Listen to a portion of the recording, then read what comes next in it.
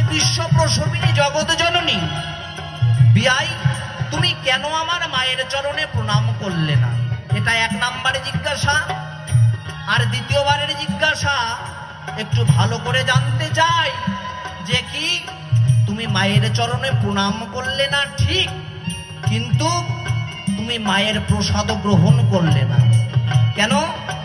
যারা কি গৌর ভক্ত কৃষ্ণ ভক্ত হয় তারা মায়ের প্রসাদ কি বিরোধিতা করে? তারা কি মাকে ভালোবাসে না? বৈষ্ণবরা কি এমন অন্যায় করেছিল আমার মা যে বৈষ্ণবরা মায়ের প্রসাদকে বঞ্চিত করে? কেন বৈষ্ণব হয়ে মায়ের প্রসাদকে তুমি নিন্দা করলে? এই দুইখানা জবাব আমার কাছে শুনতে চেয়েছিল। সেই একটু জবাব আপনারা মন দিয়ে শুনুন, অন্য মনস্ক হলে কিন্তু বুঝতে পারবেন না। শোনো, মহাপ্রভু বলেছে ত্রিনাদপি সেনিচন তরণীপু সহিষ্ণু না অমানে না মানদেন কীর্তনিয়া সদাহরি। এই সময় বাইরে যাবে কীর্তনিয়া সদাহরি। ত্রিনাদপি সেনচন সরণীপু সহিষ্ণু না অমানে না মানদেন কীর্তনিয়া সদাহরি। বৈষ্ণবের স্বভাব কেমন হতে হবে? তৃণের থেকেও নিচু হতে হবে। একজন ঘাসকে যদি কেউ পাড়া দিয়ে চলে যায়, যেমন ঘাস মাটির মধ্যে লেপে থাকে, বৈষ্ণবের স্বভাব হতে হবে এমন। মহাপ্রভু বলে গেছে আমি নিজেও প্রকৃত বৈষ্ণব হতে পারি।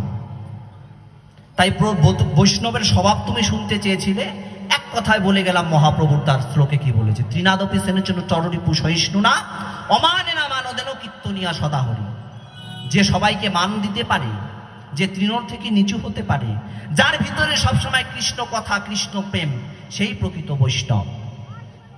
এবার কি বলছে যে কেন তুমি আমার মায়ের চরণে প্রণাম করলে না এবং প্রসাদ গ্রহণ করলে না?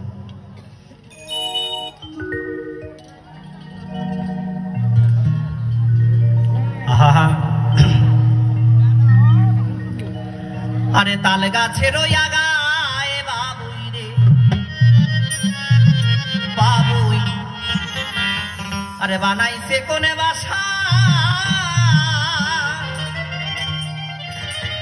আরে বাতা যাইলে ভাঙ্গা পরে, আরে আমারে নাই সেই আশারে, আরে তাল গাছের ওই আগায় বাবুই।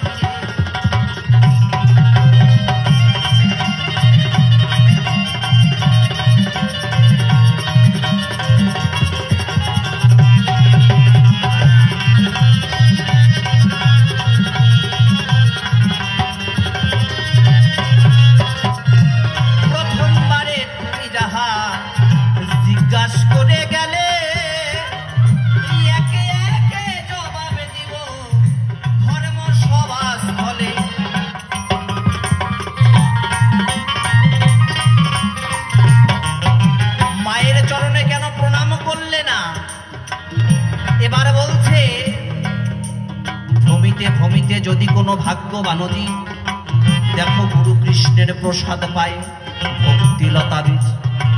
আর কি বলছে, দেখো সর্বঘটে আছে কৃষ্ণ আত্মা রূপে, দেখো কোনো ঘটে নয় খালি,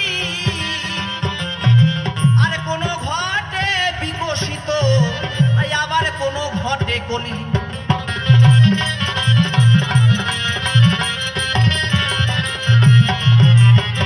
এবার অনেক মায়েরা আমার মুখের দিকে তাকিয়েছে, ঘট বুঝছে না।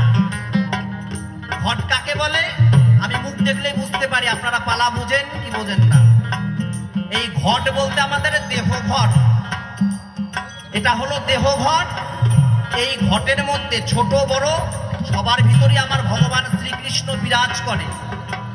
এবার ছোটবেলা দেখবেন যে 4-5 বছরের বাচ্চা হরিকথা শুনতে চলে যায়, কীর্তন করতে চলে যায়। আর কোনো দিকে দেখবেন পাড়ার 80 বছর 90 বছর বয়স, রাত পোহাইলে চলে যাবে, এখনো গলায় তুলসীর মালা নেই, এখনো হরিকথা ভালোবাসে না। তাই শাস্ত্রে বলছে সর্বঘটে আছে কৃষ্ণ, দেখো কোনো ঘটে নয় খালি, আর কোনো ঘটে বিকশিত, মানে জ্ঞানের ভান্ডারটা ফুটে গেছে।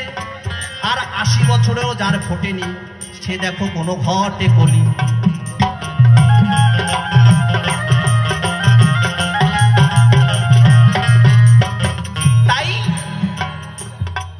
যখন আমি আমার বিয়াইয়ের বাড়ি যাই, যাবার পরে বলে দেখো এই মায়ের মূর্তিখানা আমি মঙ্গলবারে পূজার আয়োজন করেছি বিয়াই, রাতে পুজো হয়ে গেছে, তুমি আমার মায়ের চরণে প্রণাম দাও। যখন আমি প্রণামে দিতে যাই, কি কাণ্ডই আমি দেখিবারও পাই, ওই মায়ের কাঁধে গড়ার সামনে 4-5টি পাঠা বাঁধা দেখা যায়।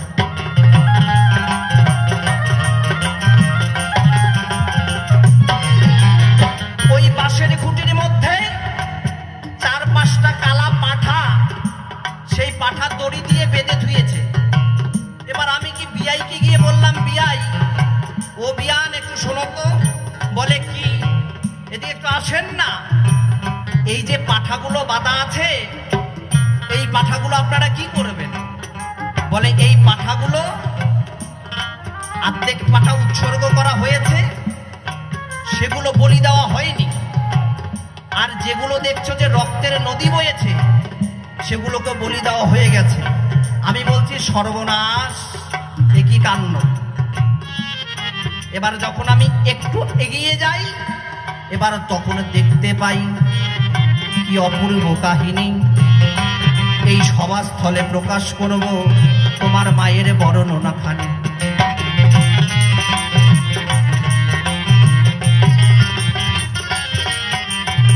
যে নাকি বিশ্ব প্রসবিনী, তোমার মা নাকি জগতের জননী কালী, যে আদ্যা শক্তি মহামায়া। একটু যখন আগালাম, একটা বলির কাঠ গাড়া, সেই পাশের মধ্যে কত জানি রক্ত। আর একটু মাকে যখন প্রণাম করতে যাই, 4-5টি পাঠা বলি হয়ে মাথাগুলো সারি সারি রাখা আছে। যখন সেটা দেখতে পাই, আমার মনের মধ্যে সংশয় জাগলো, বিয়াই তোমার কাছে প্রথমবারে আমি কিছু জানতে চাই, এই পাঠা কে ছিল? কেন বা তোমার মায়ের পায়ের গোড়ায় বলি হলো?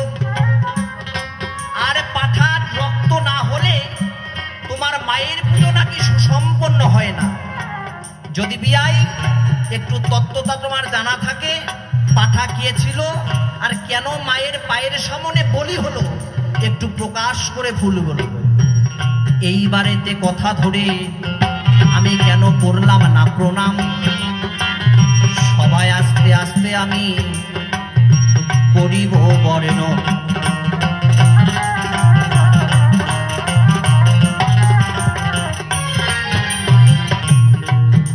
সেই আপনাদের সকলের জানা চিতোরের মহারানী মীরাবাই।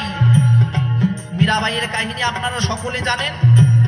ছোটবেলা থেকে গিরিধারীকে ভালোবেসেছিল, আর মামার বিয়ে দেখে মীরার মনের মধ্যে স্বাদ জেগেছিল যে মা, ও মামা তুমি তো বিয়ে করছো, তুমি আমাকে কথা দাও, আমিও বিয়ে করব। বলছে চল মীরা, আমরা দুজনে মিলে বাজারে যাই, আমি তোকে বর কিনে দিব। এইদিকে ওইদিকে ঘুরে ঘুরে দেখে মীরা, মীরার কিছু ভালো নাহি মনে চায়। ওই ছোট্ট গিরিধারের মূর্তি এক কোণে মীরা দেখিবারও পায়।